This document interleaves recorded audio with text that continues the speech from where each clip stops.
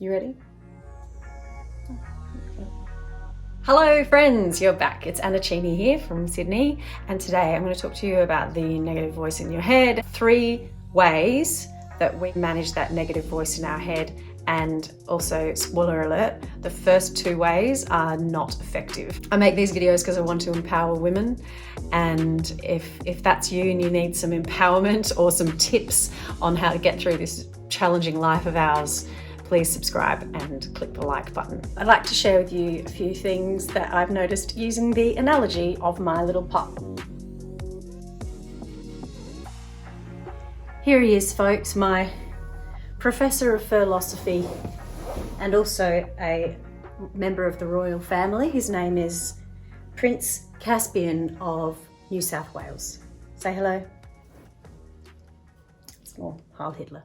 So firstly, a little bit of background, friends. When you're a kid, you're like 2 or 3 years old, and you get taught what is dangerous and what is not. And so you learn, like, don't touch the fireplace. These are really important basics of learning to be a human, right?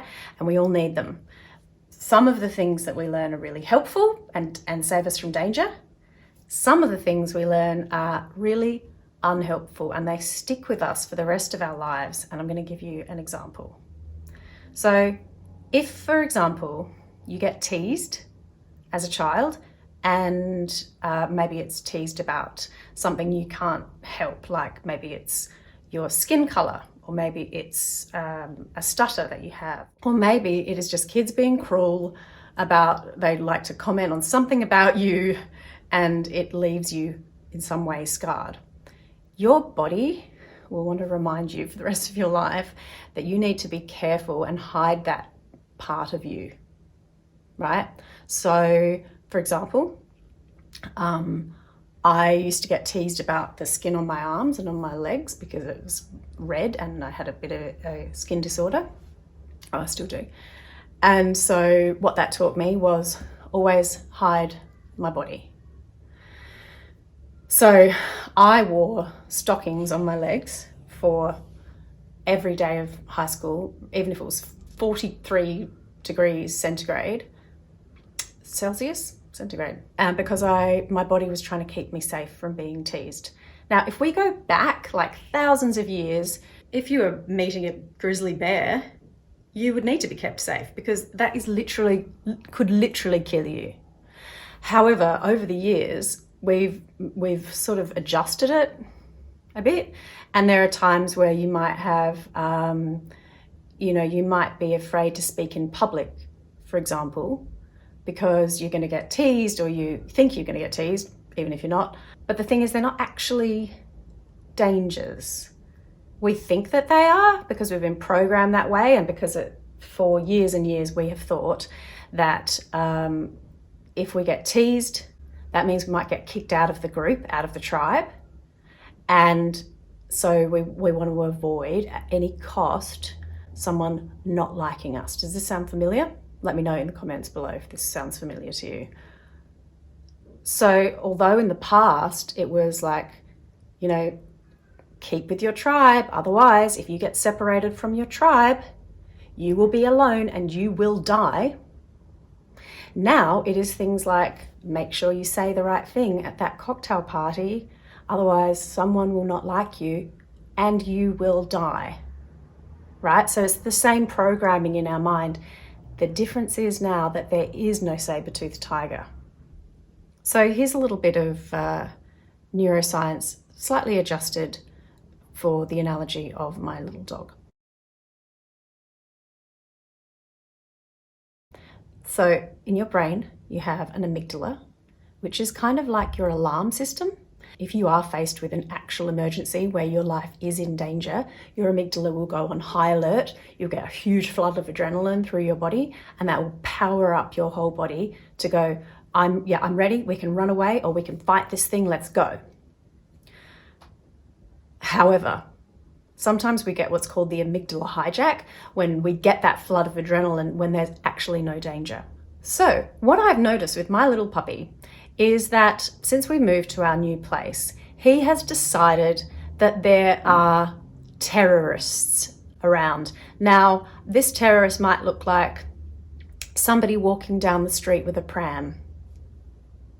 Or it might be someone walking up the stairs outside of my door, and he will once again go off, right? Now the thing is, what he's trying to do desperately is to keep me safe.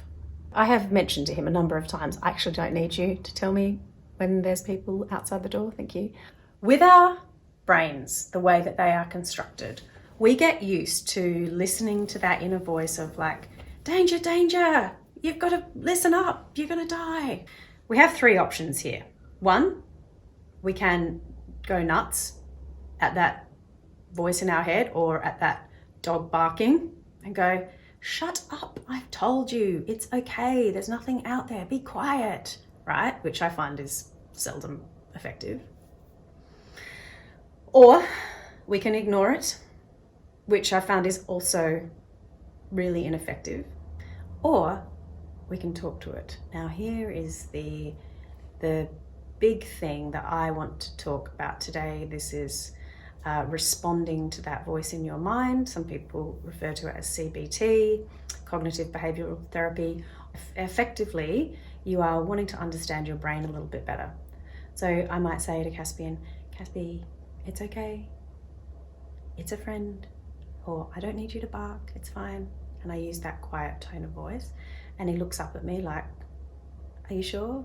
You sure it's safe? And he usually does a final like, just to have the last word. One of the best things you can do is to reply and be part of the conversation.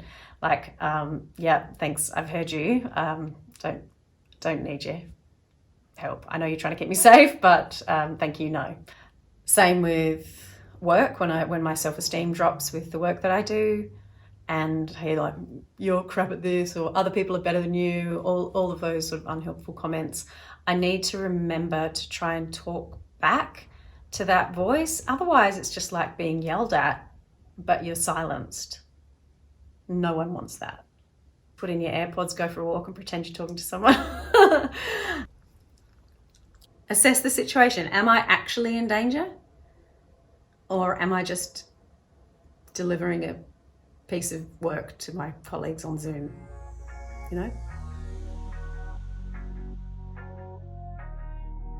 You can either picture that voice in your head as a small child that you love, like maybe the younger version of you, like the 4-year-old version of you. You could picture it as a fluffy little kind animal, or whatever else works for you. But what I'd encourage you to do is start building a relationship with that person in your head. Because if you start to build that and start to be a bit kinder to yourself, you're kinder to everybody else, the world is kinder to you, life is just happier. Anything you'd like to say? Valuable, thanks. Thanks for watching my video. This is a community, so please make a comment below. It really helps other women to see the things that you perhaps struggle with or the things that you find helpful. So please make a comment and share this with your friends. We can build a community here together. Thank you so much. I really appreciate you watching this video. Hope it's helped.